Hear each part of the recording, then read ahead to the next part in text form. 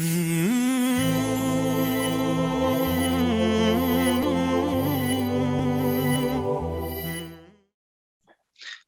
alaikum wa rahmatullahi wa barakatuh. Welcome to another episode of the Islam Through the Ages podcast. We're joined today by Dr. Fozia Bora, who is an associate professor of Islamic history at the University of Leeds. She has a master's in classical and medieval Islamic history and a doctorate in medieval Islamic history, in particular the Mamluk period. She is a recurring guest, and we hope to be a long-term recurring guest for the Islam Through the Ages podcast. She has lectured at various institutes in the UK in the past, including Markfield Institute of Higher Education, and now University of Leeds, where she is currently based. Assalamu alaikum, Dr. Bora. Thank you so much for joining us today. Wa alaikum salam wa rahmatullah. It's a pleasure to see you again, Fatim. So today's topic is a very interesting one, and it's almost an introductory, but a bird's eye view of everything we're going to be talking about in the Islam Through the Ages podcast. And in particular, we called it the periodization topic. So in terms of periodization, what would you explain about the periodization or the timeline, etc., of Islamic history? Where do you define it from and to, and why is it particularly important? So periodization is something we do to make sense of history. Given that there's a kind of a long sweep of time that we kind of keep in consideration when we think about the Islamic past, we need some way to chop time up and to kind of carve it up in ways that make it manageable. And periodization is something that's has been for some time a topic of discussion, because how you carve up time makes a difference to what meaning you derive from it. And for Muslims, at least for in the kind of our dominant mainstream kind of Sunni model, you have a very distinctive kind of profile. You have the life of the Prophet, peace be upon him, and then you have the Khilafah, the beginnings of the Khilafah, or the kind of the successors of the Prophet, if you like. And the conventional historiography tells us that the first 4 successors of the Prophet were the rightly guided ones in the Sunni model. Of course, the Shiite perspectives will be quite different from this, but going for now with the Sunni model, or what became the Sunni model, because it wasn't called the Sunni model at the time, that model reads into the past the idea that after the Prophet, peace be upon him, passed away, the rule of the Muslim community went to Abu Bakr, thence to Umar, thence to Uthman, and thence to Ali. Now, the handovers were not straightforward. The handovers took different shapes and forms, and there were different levels of consensus or lack of consensus with some of these handovers of power. Nevertheless, the kind of projection that we see from later periods onto that early history was that these 4 caliphs were the rightly guided caliphs. And then you have also a number of stories around the life of the Prophet, peace be upon him, his seerah, and lives of the companions, and that forms the backbone of our understanding of early Islamic history. The life of the Meccan community before Islam, and then the life of the Prophet himself, peace be upon him, his interactions with people around him, his marriage to Khadija radiallahu anha, and the revelations and so forth. I mean, many of your listeners will be completely familiar with the outlines of that story. But then what happens after this rightly guided caliphate? Then you have a series of dynasties. And conventionally, we've looked back on the Islamic past through the prism of these dynasties, the Umayyad period, the Abbasid period. And then when the Abbasid state became, very large and in some ways unmanageable, then we had the successor states. So really, that's a very, very well understood kind of proposition that's how you understand Islamic history. But that periodization, so chopping history up into periods of time, can be questioned, because it does make our understanding of the past quite rigid. It only allows us to ask certain kinds of questions.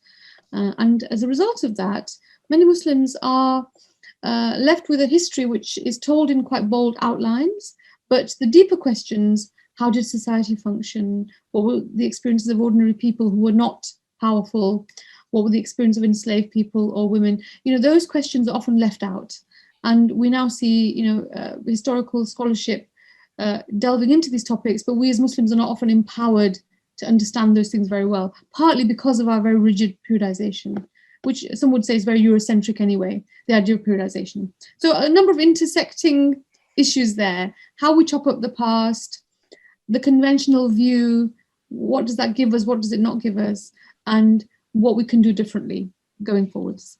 So in terms of, so periodization is essentially how you divide it up and how you chop up history into it. Now, I appreciate this isn't very clean, but also what impact does it have on the contextualization of history? So are we looking at it as these are the periods of Islamic history, and then these are the periods of, for example, modern Western history, and how we compare them to each other?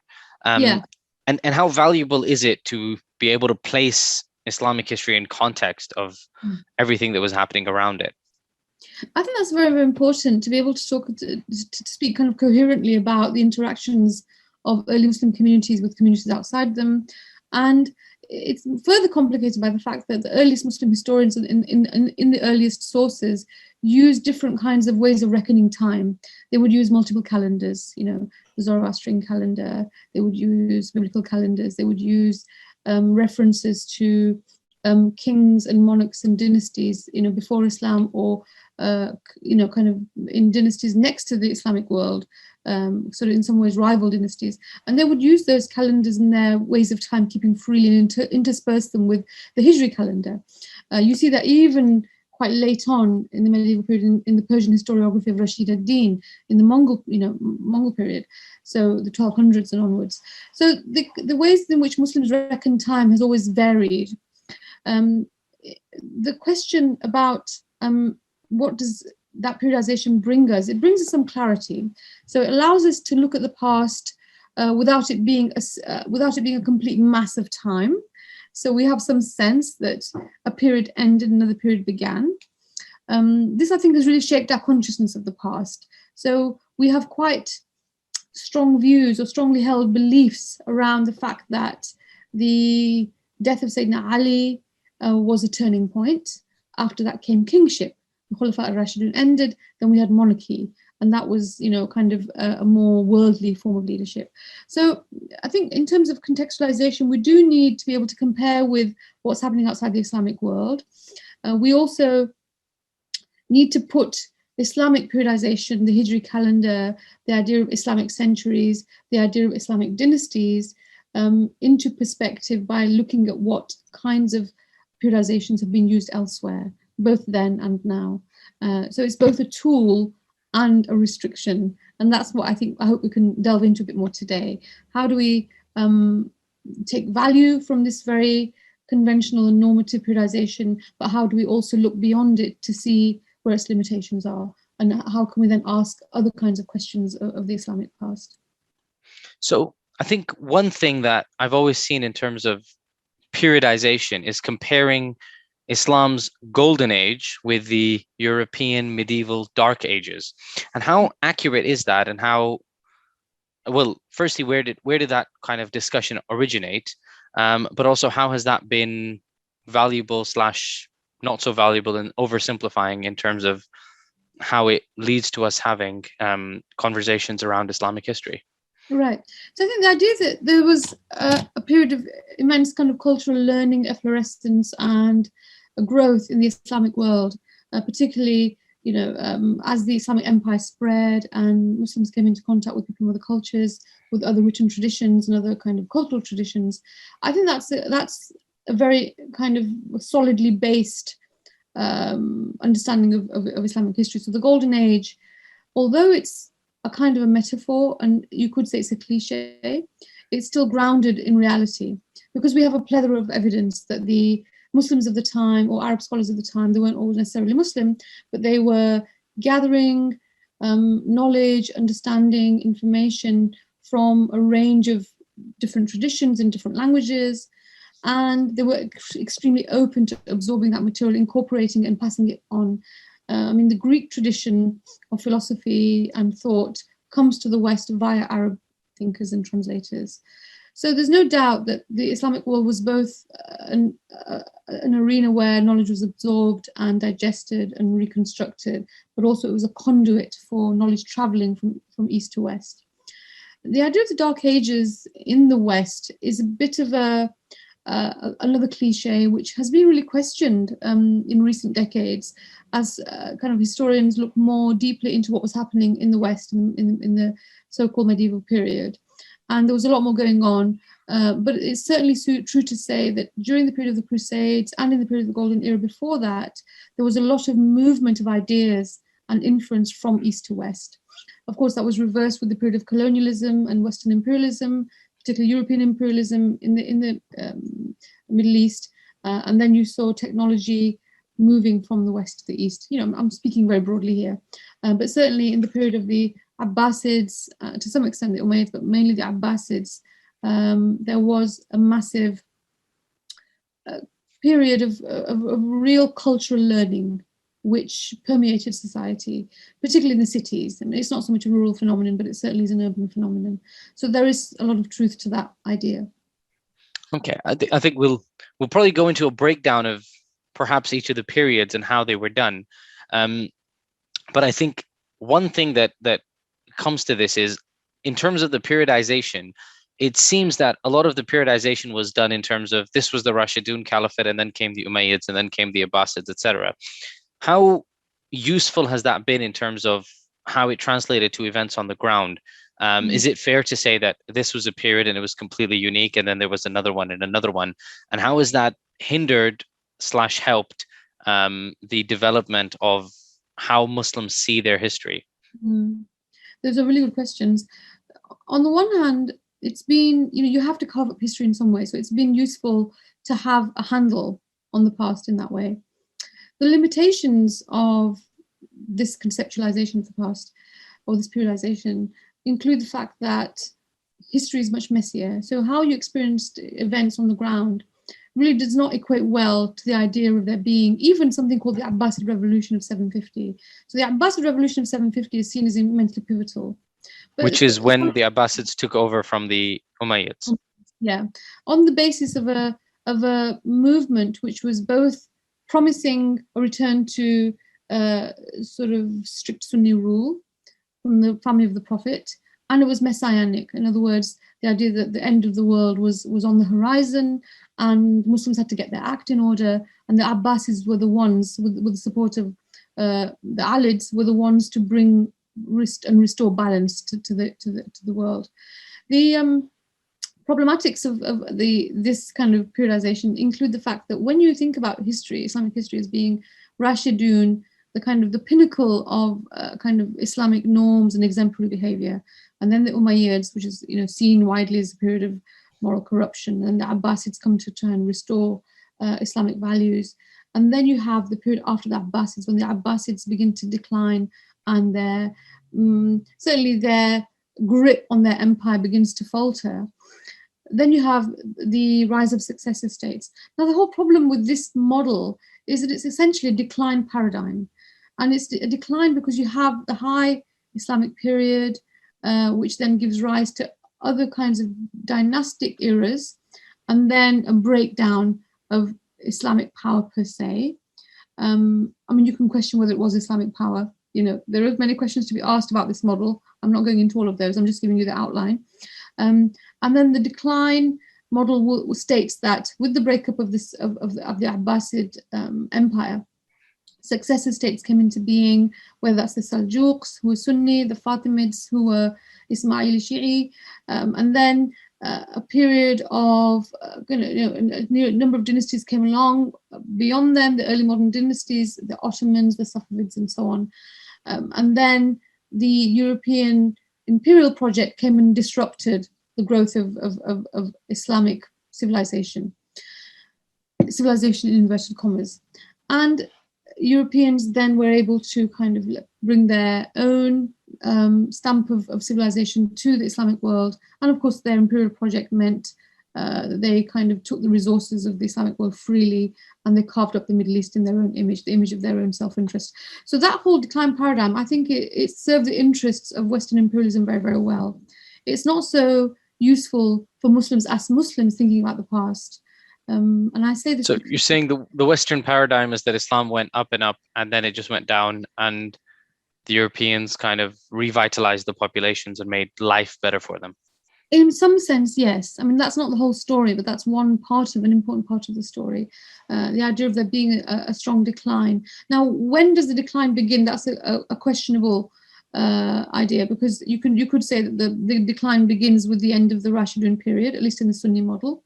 You could say the decline period begins when the Abbasids begin to lose their grip, because they were the overseers of this cultural golden age. So where you consider the decline to begin is debatable, but the idea of there being a decline has been really, I think, not served the interests of Muslims well. If we think of every age as having its challenges, every era, every Muslim life being a journey, a kind of a moral and ethical struggle in some ways, then the idea of these broad brush strokes of there being a decline, I find to be quite problematic. There is so much more nuance to the story than this. And for an ordinary person, whether from the middle classes or from the lower classes, or living in cities or living in the countryside, the idea of there being huge upheavals when one dynasty is replaced by another is, I think, highly questionable. The important pivotal moments may have nothing to do with high politics, and so that's another consideration. And I think that's a very, I think that's a point that gets missed a lot, is that what affected people's lives. Because when we look at history, it's almost a set of dates of, oh, this happened and then this happened and then that happened. And well, it's almost like there was a coup and it changed the societal model completely and everyone's life changed. Whereas, as you're saying, quite potentially there was, for a vast majority of the population, they paid their taxes to one guy, now they pay to another guy. Everything else, broadly speaking, remains the same. Right. Yeah. There could be changes. I mean, some particular governments would have particular kinds of policies that would affect, for example, religious minorities, or they might have a more, let's say, inclusive attitude to people of different denominational backgrounds, whether Muslim or not non-Muslim. So there could certainly be changes that came with a change of government, or a change of ruler, or a change of kind of regime, if you like. At the same time, that is one strand of the story. Another strand of the story is what's happening in environmental terms. What about the diseases that affected people, the climatic change, things like environmental change. That was also a huge factor that's not often considered. The plague in Egypt wiped out a third of the population in the medieval period. That was immensely instrumental in shaping people's lives, and it was immensely damaging. But we don't see enough engagement with those environmental factors. We're seeing that, that's changing a little bit now as environmental humanities become more center stage, not just within academia, but also in kind of popular understanding, that it's not always politics that drives the quality of your life or the decisions that you make. So yeah, that's a very good point. How ordinary people experienced life doesn't always map onto these political pivots. There were often many other pivots that would be more instrumental in shaping how people lived and worked and interacted with each other. And in fact, that would be wider than just Islamic. Actually, the same things, for example, a plague that affects Egypt will also go to any country that it trades with. So right. That's where we see kind of an interlink between any history that you're reading, Western history, or whether that be Western European history, Eastern European history, or any other. Absolutely.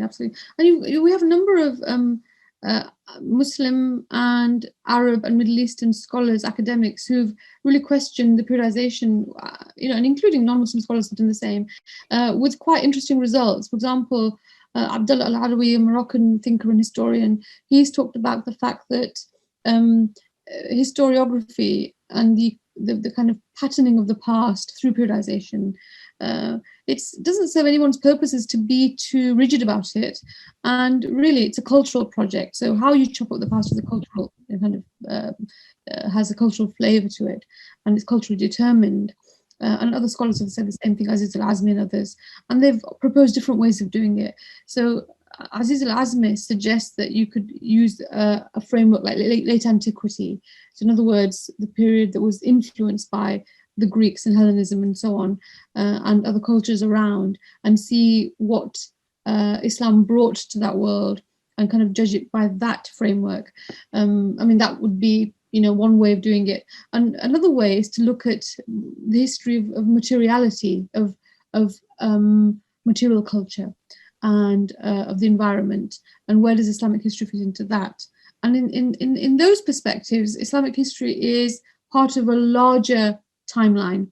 But on the other hand, you have Khalid Blankenship, who says, but you could also say, well, I'm going to make Muslim history, the Quranic worldview of monotheism, my framework. And within that, you'll see material history, environmental history, social history as examinable topics. There are different ways of doing it. But a range of scholars have really questioned whether the conventional periodization has served the interests both of people of the Middle East, particularly Muslims, and other minorities as well, and what other alternatives could we use? So it's an ongoing debate. There hasn't as yet been a systematic critique of this idea of early Islamic history, medieval, and then modern, which we all kind of live and work with. But it's highly questionable, absolutely. Yeah, and I think you mentioned that you have a problem with just the word medieval itself. Absolutely, yeah, it's a very Eurocentric word. All of these terminologies are fairly Eurocentric. They've been embedded in our school system, embedded in popular culture, and embedded in academia to some extent. Academia is where you see it questioned more and more now, but that hasn't really trickled through to the school system, at least in the UK. You still see modules and programs which talk about medieval history versus classical history versus modern history, early modern, postmodern, etc. That terminology is still very, very strong and persists. Okay. Now, I think going back to how did Islamic historians do this? So I'm going to come to some modern historians as well, and how the view of history has changed even by Muslim historians and how they view it. But I think one of the earliest historians we have is At-Tabari. And then moving on to, for example, Ibn Khaldun. How did that evolution occur, and how did Muslim historians of the past view history, and how did they categorize it, or how did they present it even? Right. So Tabari is incredibly interested in time and how to conceptualize time, how to reckon with it, understand it, how to represent it, because of course his job as a historian and as a writer is to represent it to his reading public. And he has a discussion about time in which he's really reflexive. He thinks about the ideas he's inherited, alternative systems for reckoning time, the Muslim view based on the Quran and so on. And I think he paves the way for quite a lot of self-reflexive and self-critical delving into how you chop up time. And I think that's instrumental for later historians who not just draw on Tabari and historians of his generation, but also take from him that quality of self-reflexivity. And so by the time of Ibn Khaldun, but also earlier, Rashid ad-Din, I mentioned, in the Persian tradition, when he presents even the life of the Prophet, peace be upon him, he will make reference to other calendars. So he'll say, this event occurred in the year of the elephant, but also this is the same year which is in the Zoroastrian calendar or some other calendar. So they invoke these other frameworks, which shows that A, they were in a multicultural environment, but B, they're not wedded to one conceptualization when it comes to periodization. They understand there are different ways to conceptualize time and to chop it up, which I think is, remarkably pluralistic of them, if one can say that, and it shows that they were very conscious that these were choices to be made. And we can see that those choices are culturally driven. They're, every time timeline or periodization that you kind of put into your work, or that you teach to your students, or that you work with, has a particular purpose to it. Whether that's showing the importance of Muslim history, how Muslims lived, the early Muslims, the exemplary Muslims that I talked about, or whether it's to do with acknowledging the kingship of a particular dynasty, or it's kind of its legitimacy, whether it's to do with a more practical value of chopping time into pieces that are manageable. So that's where you see often historians work with centuries. And the centuries model is very, very popular. It cuts across all of the others and is kind of ubiquitous. You see it everywhere. So virtually all historians will think and talk in terms of centuries, and they'll also think and write in terms of years, annals. So that's very, very common.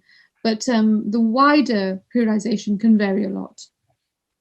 And of course, presumably, when these Muslim historians are talking about it, they're using Hijri centuries to make their categorizations. When, if ever, does this change occur to people starting to talk about history vis-a-vis European history and history in terms of early medieval, modern, postmodern, and almost doing those comparisons with what was happening in Western Europe at the time, because that becomes the dominant historical narrative. And are there any examples of modern Muslim historians who have categorized it as such, and what have their approaches been? Right. So I alluded earlier to Blankenship, and Khalid Yahya Blankenship he's a modern Muslim historian who also is an academic historian. So he's written a sort of a fairly influential piece, certainly influential for Muslims, about reconceptualizing time and doing away with the kind of Western imperialist and Eurocentric model of early medieval and modern. I think he makes some very good arguments.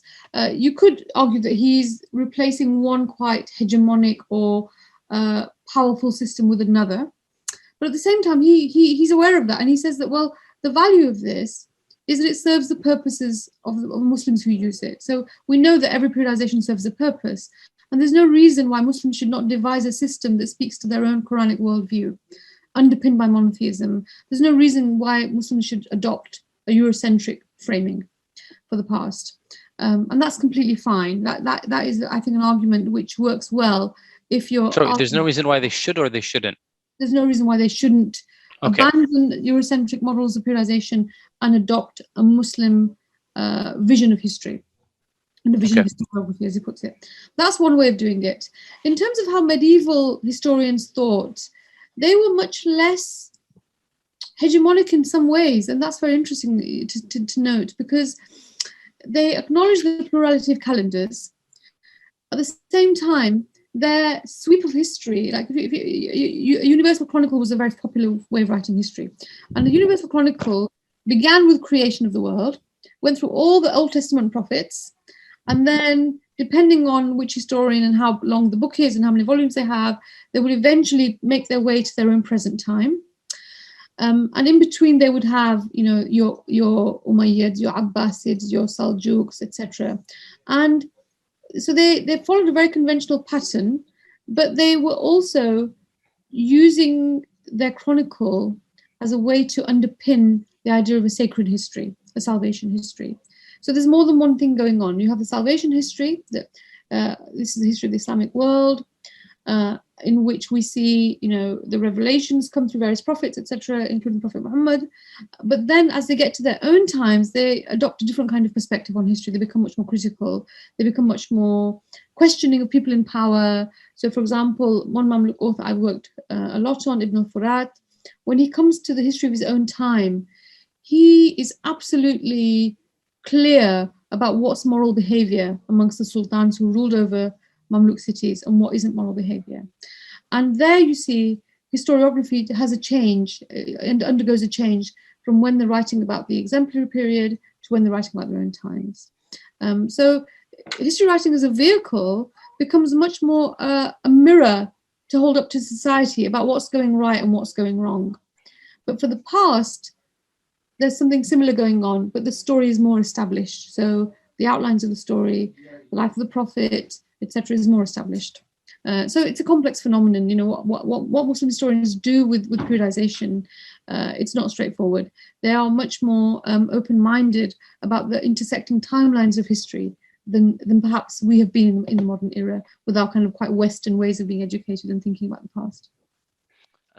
Just an interesting point. When you said medieval historians right now, do you mean medieval in terms of the medieval Islamic period, or do you mean medieval in terms of what is traditionally identified in terms of Christian era, or the modern solar calendar, Gregorian calendar? Right. So I'm actually meant historians of the medieval period. Now, you could quite rightly say to me, well, isn't that a Eurocentric terminology? And you'd be right. It is a Eurocentric terminology. Many would argue that it doesn't work for the Islamic world. And the idea of there being kind of formative or early Islamic history and then medieval, which is post-classical, and then, you know, early modern and then modern, that is certainly something that's played into the hands of a Eurocentric ideology. It's something that is quite Orientalist, and as I said before, plays into the knowledge sort of distorting enterprise of Western colonial imperialism. So certainly there is space to critique the idea of the medieval. I continue to use it in my own teaching because there isn't really a clearly defined alternative. But when we do use that term, we question it. We say, well, look, we use this word in inverted commas because we know it's problematic. We know it's Eurocentric, and we don't take it for granted that it describes something very distinctive for the Islamic world.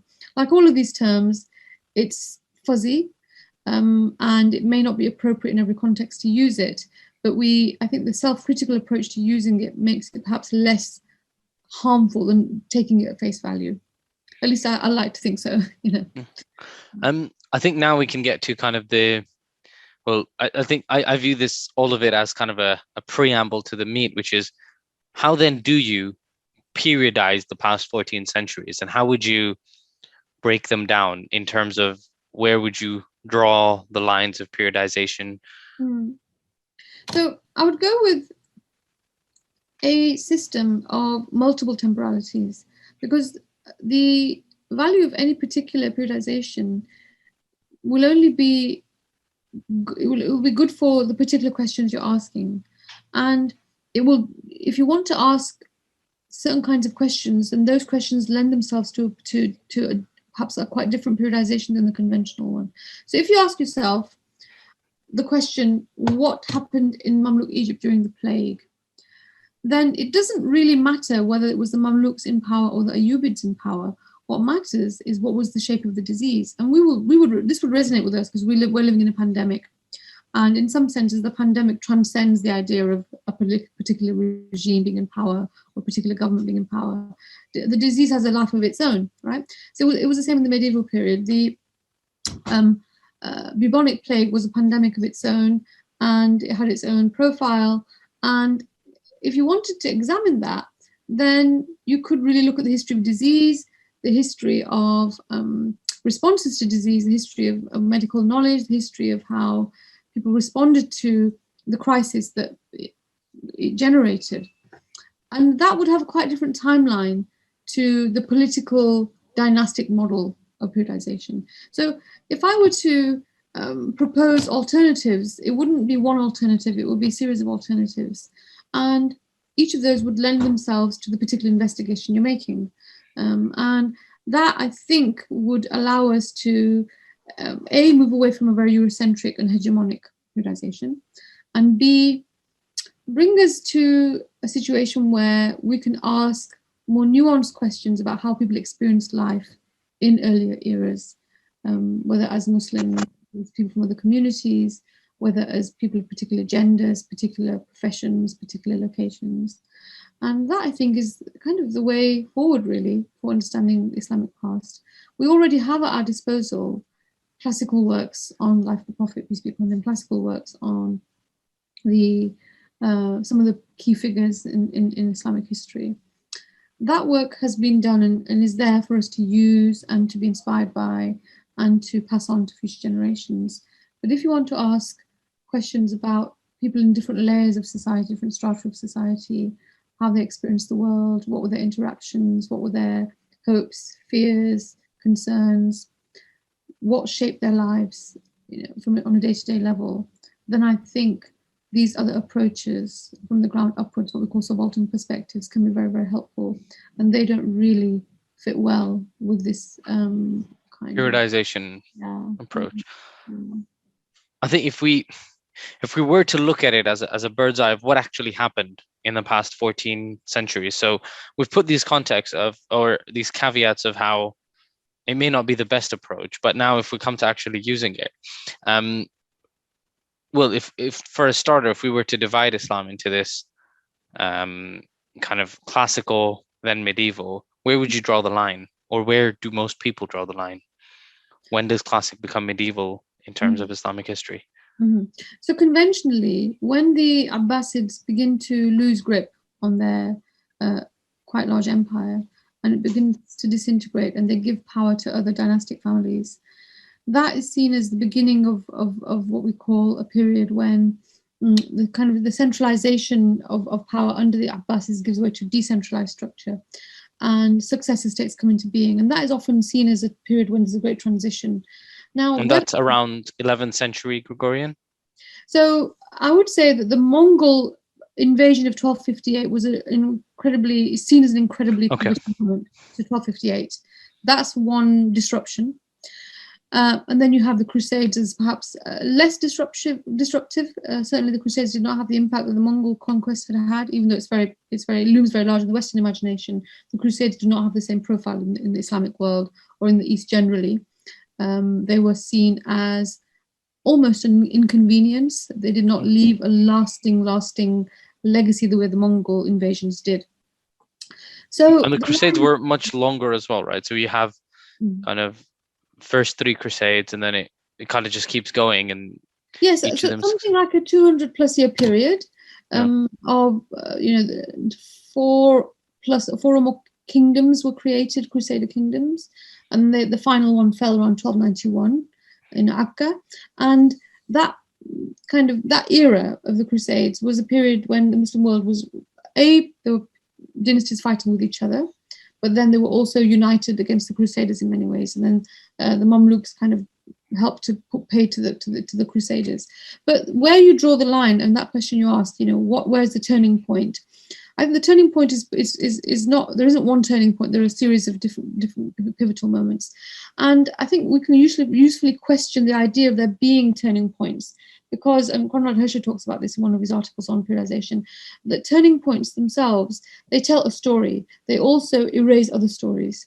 So I think, I wouldn't draw the line in that kind of way, that you have a cataclysm or a rupture like the Mongol invasion and then everything changes. No, rather, history is always a series of changes and transformations. And if you stop trying to find those pivotal moments, you might stop kind of being too short-sighted about what's really influential on people's lives. When the Mongols came, they were disruptive. They did have a policy of disrupting institutions. Some would characterize it as destruction and so on. And you can't deny that the sources talk about this. So it was keenly felt that this was a new kind of enemy that was much more ruthless than what the Muslim armies had been confronted with before in many ways. At the same time, the Mongols acculturated to Islam. They converted to Islam over the generations. They became, in some ways, more Muslim than the Muslims, the Muslims who they had conquered. They made a huge program of education. They tried to prove their credentials by sponsoring learning and institutions and so forth. They repented of the sins of their forefathers. They said that we want to make good on the destruction that happened, through our conquest of these areas. And so, if you take the longer view, every disruption is a transformation, and transformation never stops happening. So I don't think I would draw a line. I think it would depend on the investigation I was making, and then I would chart the progress of history based on that. So I think smaller pivotal moments based on people's experiences, if you can, derive that from the sources we have, that's always an issue. Do we have the sources to tell the story from the ground upwards? And that's not always, it's not always possible to do that in a very coherent way. But where you can tell the story of people's experience of transformation, I think that's a more compelling story. The other kinds of story, the top-downwards history, we already have that. And we can use it and take from it as we wish to. And when we come to kind of a key events timeline of the 14th centuries, we almost always tend to focus it in a top-down sort of approach, right? In terms of, this happened, and then there was this invasion, and 750 was the overthrow by the Abbasids, and then the fall of the Abbasids, and the rise of the Seljuk Sultanates, and then et cetera, et cetera. There's a good reason for that, which is sources. What sources do we have for the past? We have written sources, which are written by elites. You have to be an elite person to have access to a higher education, to access the places where knowledge is transmitted. You also have to have resources to produce and publish your work or to share it with others. And so that's an elite activity. A lot of historians were working for political rulers, or many of them were ulama and were independent. They didn't work for political rulers. They were critical of political rulers, but nevertheless they were in elite spaces. They were in urban spaces. And then you have monumental architecture, which also is a register of history. That again is very top downwards. Then you have things like coins. So all of these forms of historiography or narrating history or memorializing the past, they tend to be top downwards. You do have collections of legal documents or documents produced by religious communities. For example, the Cairo Geniza, which is a collection of discarded papers from mainly Jewish communities in medieval Cairo, which tells the story of ordinary people more. But they're literate people. They're people mostly in the cities, business partners, letters to each other, families. There is some material on people in the lower classes, but that resource is unusual. There's much more of the top downwards history than there is of the bottom upwards history. So we do have an issue of source material. Nevertheless, I think the bent now is to look at those sources in more depth and more detail. What does the documentary record tell us that monumental architecture or chronicles don't tell us? So we're in an interesting moment of trying to bring these different kinds of sources together to see what they tell us between them. How do you think that will translate, or how do you think us as a moment will be represented by historiographers, or how will history remember this moment? Because in terms of content, it seems like we're producing a lot more, right. In terms of maybe quality or reach of that content, or what becomes the relied upon content for the future. And I guess the question I'm asking you is, how do you as a historiographer think the future will talk about us? What period would we fall under? Right. So I think we're in a quite exciting moment, but it's not very new. Ever since Edward Said wrote his book Orientalism in 1978, and he's drawing on other thinkers who thought along the lines that he did, to some extent, although he's a great innovator in himself. There's been a questioning of Eurocentric narratives, including how they affect Muslims' perceptions of their own past. And for Edward Said, it's not simply Muslims; it's also people of the Middle East. So for him, it's not always just a religious question. It's also a question of how communities from the region, who are not always united by religion, but united by culture and united by an experience of being ruled over by colonialists coming from Europe, their perceptions of the past were shaped by European imperialism and the knowledge enterprise that came with it. So the work of undoing that knowledge making, in the image of the West, serving Western interests, has been slowly undone over the generations. I think at this moment in time, what's exciting is that we're seeing communities of scholars, and again, Muslim background, non-Muslim background, they kind of generally tend to come together on this, looking at where the documentary records, so legal documents, Geniza papers, because they're not all documents, coins, architecture, archaeology, historiography in the form of biographical dictionaries written by ulama, literature, poems, stories, etc., and then history proper, as we that's a kind of funny way of putting it, kind of historiography, chronicles, biographies. What do they tell us between them? And because there's more interdisciplinary work now between scholars and within institutions and across institutions, we're getting more of a broader picture. And I think it's important for Muslims to tap into that where possible, to benefit from these kind of quite nuanced insights into how people lived, particularly the question of how pluralistic were the societies of the past, where we would rub shoulders with people of other faiths or other denominations within your own faith. Intermarriage was not particularly common, but people's business partnerships, their friendships, their capacity to learn from each other and to live alongside each other in fruitful interactions is much more widespread than we realize. We hold up Spain as an example of a place where in the Islamic past there were times when Muslim Jews and Christians did get along. not just got along, but they produced great works together. And it's become almost a kind of metaphor or a symbol, which some have criticized as being too oversimplifying.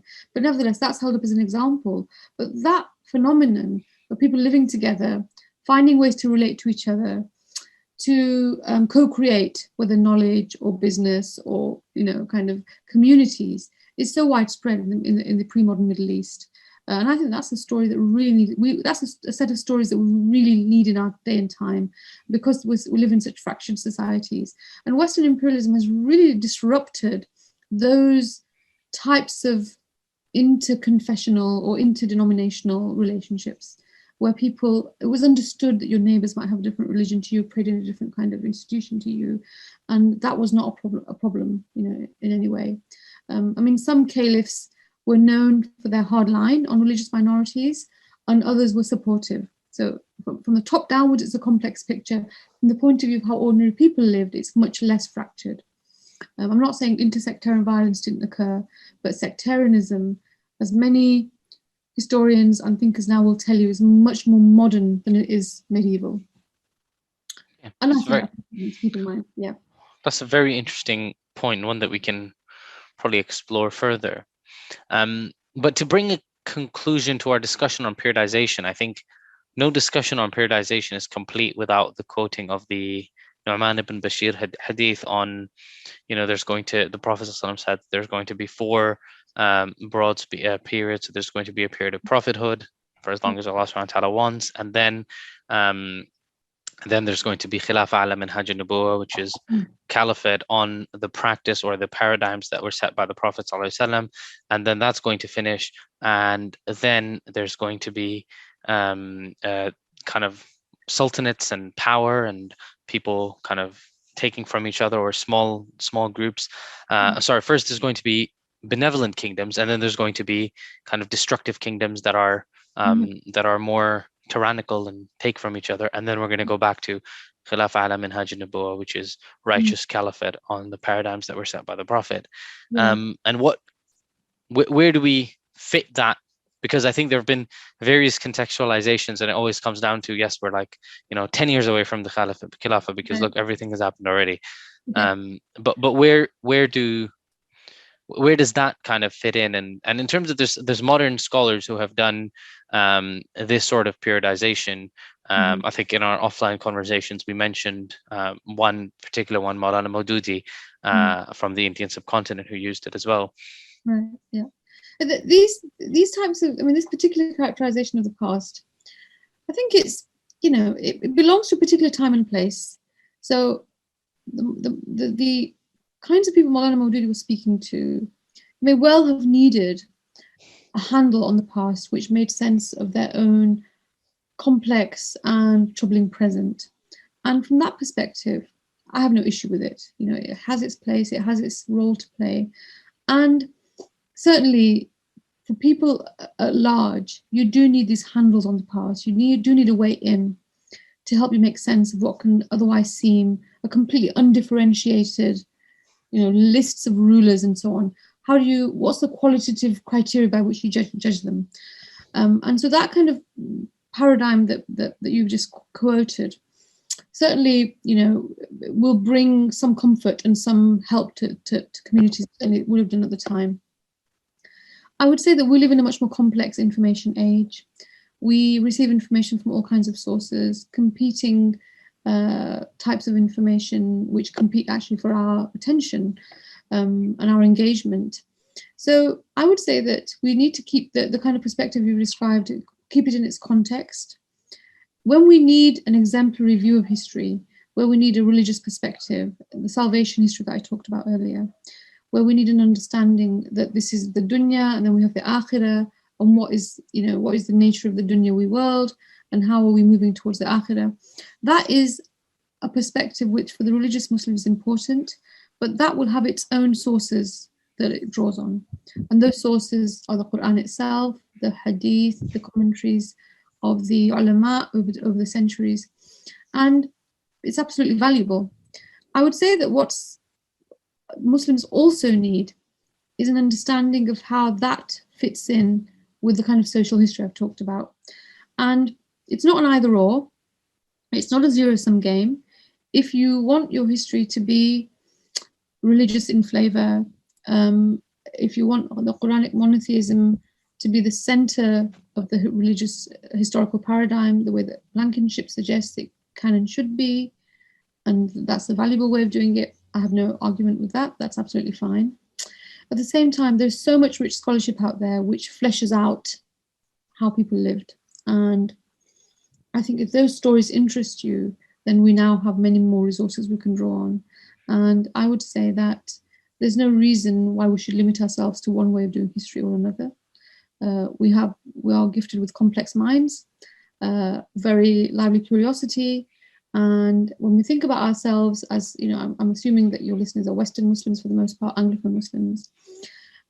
We don't want to be in a situation where we receive all of our understanding of the Islamic past via completely secular models.